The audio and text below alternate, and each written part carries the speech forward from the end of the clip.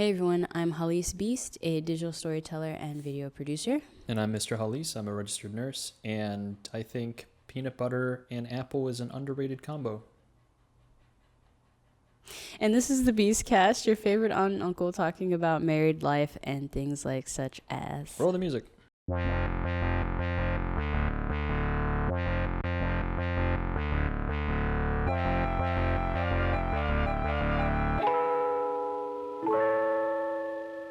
You know what I'm thinking about doing, actually? I was thinking about working with Belief to get a new theme song for the Beastcast. Yeah. And seeing if he would drop some bars for the Beastcast. I did talk to him about that. I should follow up on that. Belief, I'm going to follow up with you on that. By the time this episode comes out, we'll probably be deep into March, maybe. So, you know, day late and a dollar short or whatever. But we wanted to talk about what our... This isn't our goal for the year, but it's just like a theme. Yeah, that worked out. A theme that we're trying to keep top of mind for 2019. And it coincides with, I think, our professional lives as well as our personal lives in regards to this relationship and just how we approach business relationships, just all the relationships. And the theme is communication, which seems so trivial, right? Like, duh, you need to communicate. But it feels so topical. I know myself, business-wise, I've had a few instances already where it's just like, if people had just communicated, this wouldn't have happened. So, you know, that'd be cool if everyone just communicated effectively. So, you know. I think the communication that you and I have personally, I think it's gotten better. We were working things out as, again, alluding to an earlier podcast, you were right.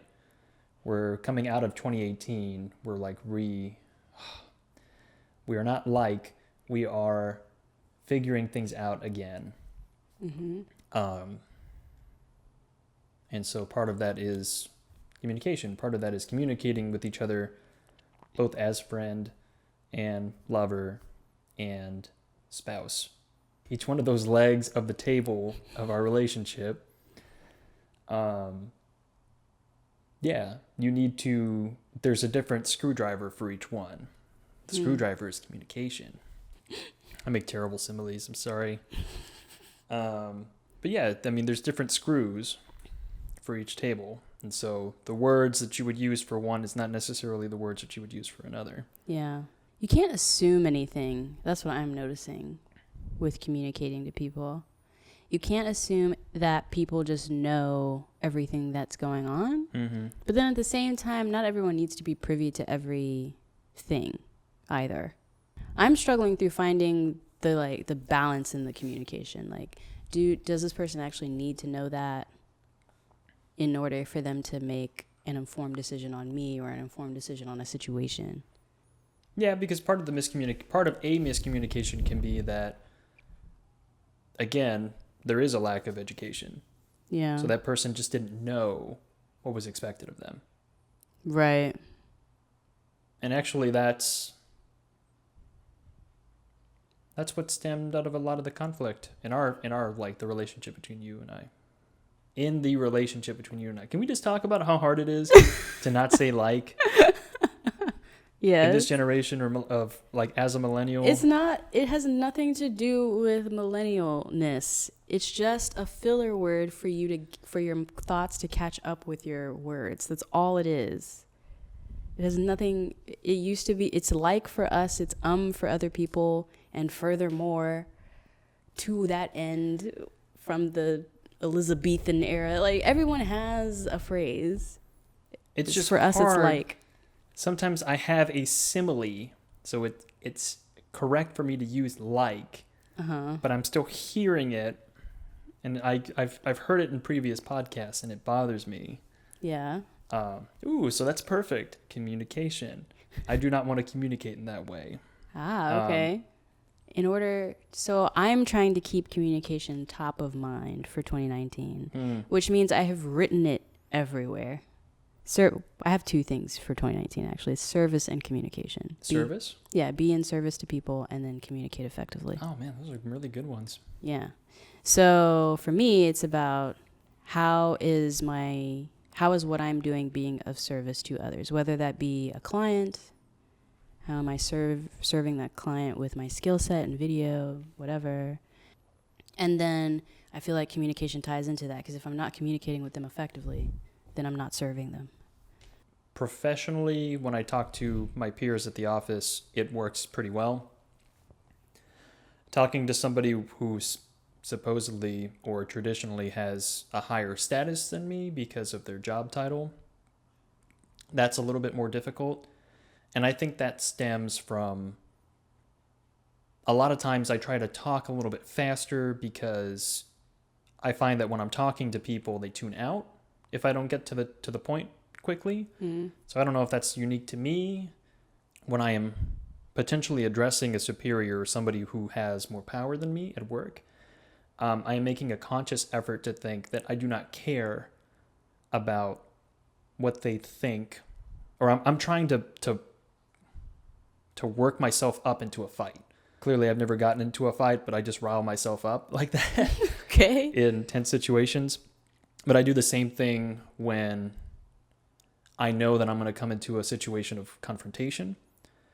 So I just start building myself up and thinking that they're going to be argumentative. Sometimes I don't do a good job about that, and then I get very passive. But I'm trying to build myself up and say, well, I don't care if you're going to get confrontational, because I'm already confrontational. So you can do that and meet me, and then we can both be, and then I'm meeting you at the level, like you're reaching me as opposed to me reaching you. Oh, okay. So it's kind of like shifting. That's fine. So it's kind of like shifting the power. See? Why do you want to be confrontational, though? Is that so you don't take too much of a passive stance and just don't care? Or because to me, that sounds like something that would be not helpful at work. Moo moo moo moo moo moo moo. Moo moo moo moo moo moo moo. Hey everyone. Thanks for listening / watching this Beastcast. If you're new here, there's a few things you can do. First off, like, share, and subscribe, because that helps everyone out. On any medium, whether this is Anchor or wherever you get your favorite podcast, or YouTube. Yeah. Liking, sharing, follow / subscribing helps. Reviewing, it all helps. So please do it. If you're watching here specifically on YouTube, hi. Let the ads play, please. That really does help us out a lot, but we understand if you need to skip it, because we understand. The other thing... Times are tough. The other thing, if you want to take it a step further, become a supporter of this channel and the Beastcast on Patreon. Patreon.com/Hallease. We have so many new Patreon producers. So many new ones. We're going to name them. Do it. Okay. Rahim and Jacinda. I hope I said your name right. Welcome. Or Hacinda? Abdul? Oh, or it could be Jacinda. Welcome. Let us know. Amina, welcome. Welcome. Is Pretty Faithful. That's her screen name, so I'm assuming it's a woman. Welcome. Hi. And Isidro Chilo Juarez. Chilo, what's up? Welcome. Thanks. Just to give you all a sense of what your dollars are going to, one is coffee that I need to be coherent in these podcasts. If he doesn't have the coffee, he's like not talking. I'm like, dude, this is not a good episode. Yeah, we figured that out early on. Very quickly. Those were dark days. Yeah. Anyway, we're also hoping to get some sort of mic stand situation. I keep forgetting that this is ultimately what we're trying to get to. Yes. It is a little uncomfortable, and I have to like hunch my shoulders to talk to this thing. I've had to lift it up on this little tripod, but there are mic stands. People have invented this where I could lean back in my chair and it could still be in front of my face, or we could be sitting on a couch. Y'all, like on a couch talking about things, comfortable on our comfy IKEA couch, not a sponsor. That could be our existence.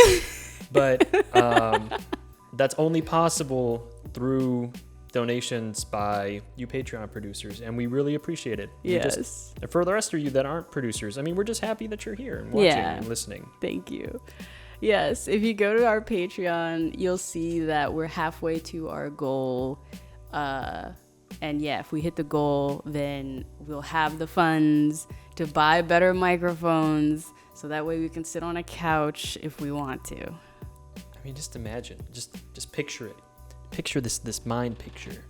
Just leaning back on a couch, talking about, or not even talking, just listening to your significant other rip apart things that they find annoying about you. Just imagine that in your head.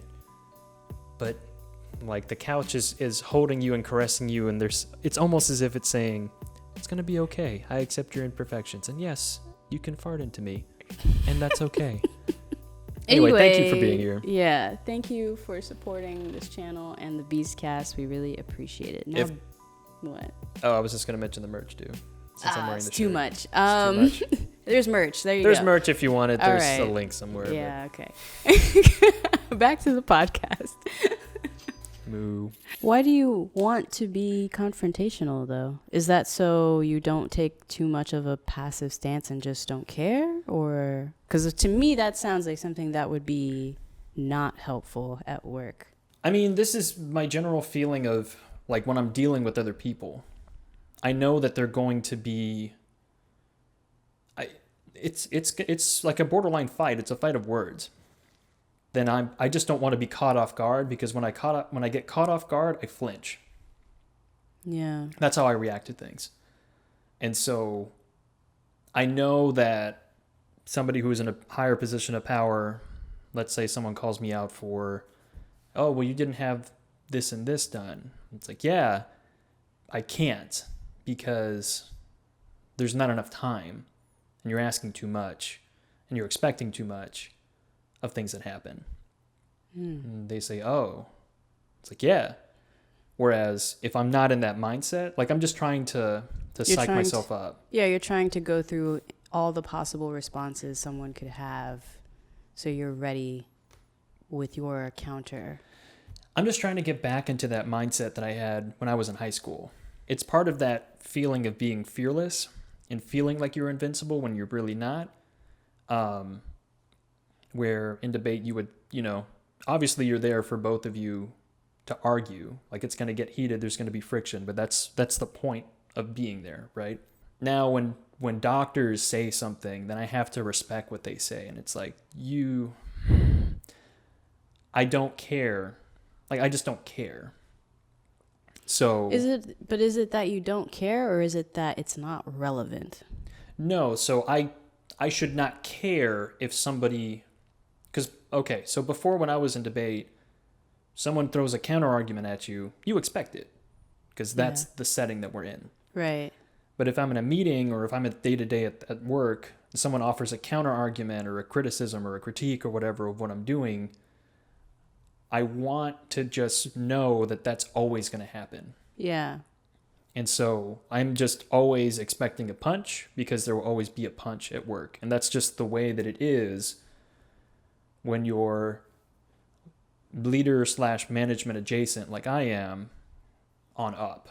Yeah. So specifically, this is with doctors, because doctors have opinions about everything. Sometimes they're right, sometimes they're not. Yeah. And so when somebody just offers a counter argument, and it's a strongly worded opinion that is under the guise of fact, when I know darn well what the facts actually are, because I'm in the weeds of it. Right. So I just don't want to back down. When they say something and say, okay, well, what you just did was you were a human telling me words. You are not armed with anything other than what I have. So like we are both armed with the same thing, except yours is opinion based on quasi-facts and mine is opinion based on actual facts. So I just want to disarm them in what they say. Yeah. Are you going to listen to me? Am I going to be able to get a word in edgewise? Because I don't have to stand here. Okay. But I want to feel empowered to say, are you going to take what I'm doing? Are you going to listen? Then I'm going to leave, and then actually leave. Because that's what Chris in high school would have done. It's kind of like brazen and brash and a little bit stupid, but it's not disrespectful, because you're disrespecting me right now by taking away my words. Yeah. So I think that's where I am professionally. Because I'm trying to get my leadership to see that there's problems. I think I just want to take charge of my own voice at work again, whether it's with a doctor or higher up or people who are questioning or people just in any aspect of work. I just want to take charge of my voice and say yes or no, or I can do this, I can't do this, I won't do this, and not be afraid to say, and just not be afraid to say things. You know, for me, I've had these moments where, because of what I'm doing, I can already see, just logistically, this is the right outcome, right? But everything, unfortunately, or fortunately, I guess, is open to discussion, because it has to be, because I'm not ultimately the decision maker in that process. So I have to, and I feel like this is something I've had to do for most of my life. I have to wait for other people to catch up to the decision that is ultimately what I knew it would be. Which is typically the right decision. Right. And so that gets very frustrating. And so for me, what I've been experimenting with lately is, how can I get to that right decision that is ultimately what's going to happen? How can I get to it faster? And are there ways that I can communicate more effectively to get to it faster, so we're not wasting so much time with the back and forth, that ultimately then it's like, and now they got to the decision that I had already known. Like, it's weird. It's almost like I'm a computer running countless simulations of things, and I already, in an instance, I see an issue, I run through the simulations, and I see, oh, the most reasonable track is this one. This is the one that, yeah, we're going to have to sacrifice X, Y, and Z, but in that sacrifice, we'll gain A, B, C, D, and E, and then a little bit of 5, 7, and 20, you know? So we gain the most and lose the least with this one, so let's just go with this one. But then I have to wait for others to get to that too, and they take longer, and I'm just kind of doing that while I'm waiting for them to get to it. Yeah, for me, communication is about, how can I communicate more effectively to just get there, so we're not wasting time. I don't know if that episode of the Late Night Beastcast episode will actually air. We'll see. I don't know if that one will air, but I made the analogy in that episode that you're like a chess grandmaster. There's a lot of chess analogies here, but yeah, a little bit. Well, I mean, it makes more sense in this instance than when I used it earlier in this podcast. But you've already thought, you've not only thought about the end of this game that we're playing right now, but you're thinking about the moves that you're going to make in games 2 and 3 against your already predetermined opponents. Right. Yeah. And so then when your current opponent moves their pawn like 1 space, yeah, and it's still move 3 of the game, yeah, and you do a heavy sigh and you're, oh man, I mean, and she sighed deeply in her spirit. In her spirit. But that's the level of frustration that you have, and that's also the level, I feel like that's also what stems from the miscommunications in the relationship, because you've come to the conclusion in your head when you're digesting it, but I have to parse out how we're going to get there. Like that's still yet to be determined. You've gotten to the end point. Now you have to drag me to the end point, but we don't have the ladders in place to get there. And so together we make the ladders to get there. Oh. So I think you still do that in the relationship. And that's where some of the friction ends up. Yeah, I like foreshadowed like, oh, when we move into this apartment, we're going to go through another phase of difficulty. Mm-hmm. And you were like, nah. I was like, yes, we are. And sure enough. Yeah. Here we are. And yeah, now we're building ladders, as you say, and getting to whatever the new normal is supposed to be. So, and a lot of that has to do with just communicating again. I mean, you just dived into your whole work life in a way that we've had so many conversations about your job, and you have never talked about it in that way. That definitely helps me to understand your frame of mind a lot better. Thinking back to our last big argument that night, the other night, you know what I'm talking about? There were several, but okay. Where I ended up crying in the bathroom. Oh, right. And why you were feeling a certain type of way. way. Oh, yes.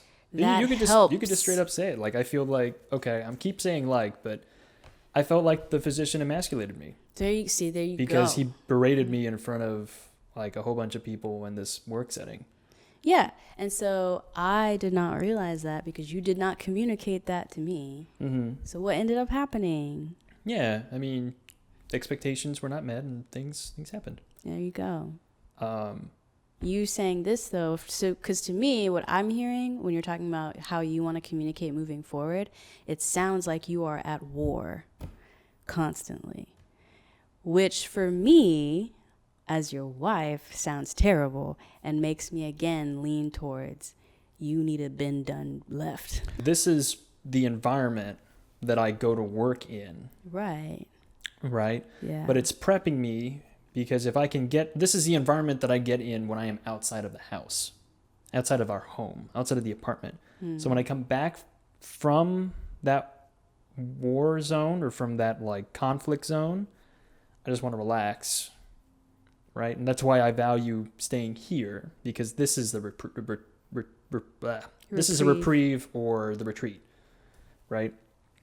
So that's just the nature of things. But if I do, which I do want to, end up going to work for you and then needing to manage people, I want to be in that mindset where I can put on that hat and tell people, no, that's not going to happen. When there was a negotiation for goods and services and someone came back with a number for you and I was already in a militant mindset, I said, no, that's not what's going to happen. Yeah. You need to go back in not a forceful way, but in an empowering way. Yes. And say, reevaluate and build a better case as to why you are asking for that number. Yeah. Right? Yeah.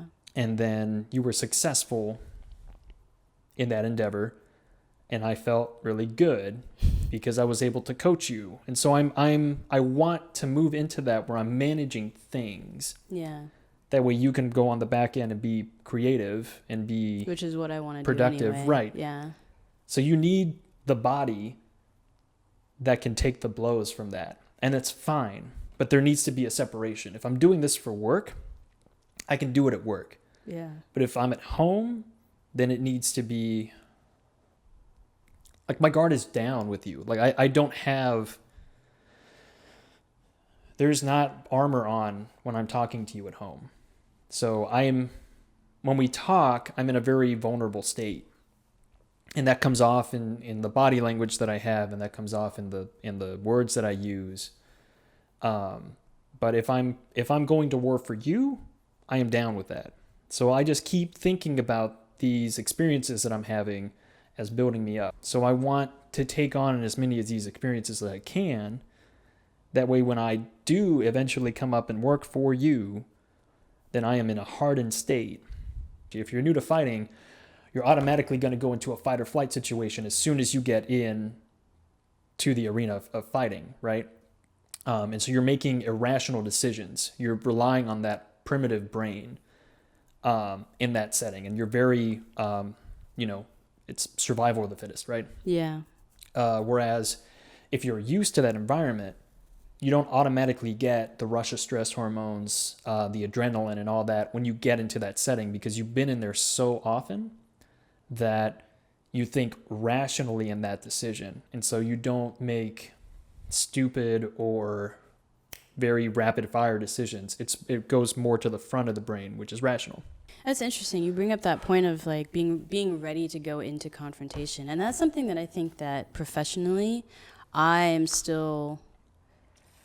I'm beginning to be uncomfortable, or I'm beginning to be comfortable with the level of discomfort that you kind of have to go into those conversations of it's okay for there to be a level of friction with a client or with people you're collaborating with or whatever. That doesn't mean that neither of you like don't respect each other or anything like that. It just means that there's friction. That's it, you know? And it's oftentimes because of the friction and the confrontation that you actually do communicate effectively in what you're trying to get done, right? Because then you both understand where the other one's coming from. And that's where the beginnings of the compromise begin to happen. And so that's something that I'm constantly trying to just keep in mind of just because you're having, not everyone has to like you that you're working with. They just all have to respect you. That's it, you know? And that's it's like when you finally like internalize that shifts how you just go into any conversation with people, at least in a professional realm. I don't know if that really translates to a personal relationship because your spouse should like you, I think. But at the same time, there does have to be at times a certain level of friction so you can finally both see. Like, that's actually a good point. There's been so many times where I've been upset with you and it's taken to the point of me having a very outright burst of anger to you. Visceral reaction to it, right? For you to finally be sensitive enough to understand that it really does bother me. And then what's my response usually back is, why did I have to get this angry for you to respond, though, or for you to not do that anymore, or for you to shift or fix it or whatever? But the older I get now, the more I'm realizing that's just the nature of the human existence, though. Things have to kind of get to a frictional spot. I remember for the longest time we would have arguments and I would not end up talking to you in person. I think I would usually send you an email. Yeah, you would.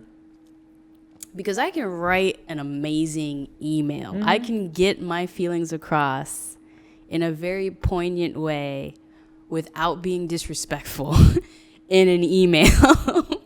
But doing that on the cuff in person is very difficult for me and I think for people in general. So if there's any tangible action item, I would say is know the different avenues that you can communicate with people. You know, you don't have to say things to people's face. If you know the best way you can be respectful to someone and still contribute and get to the point of the friction is to send an email, then I'm going to send you an email, you know? Yeah, and I'd rather have that than not.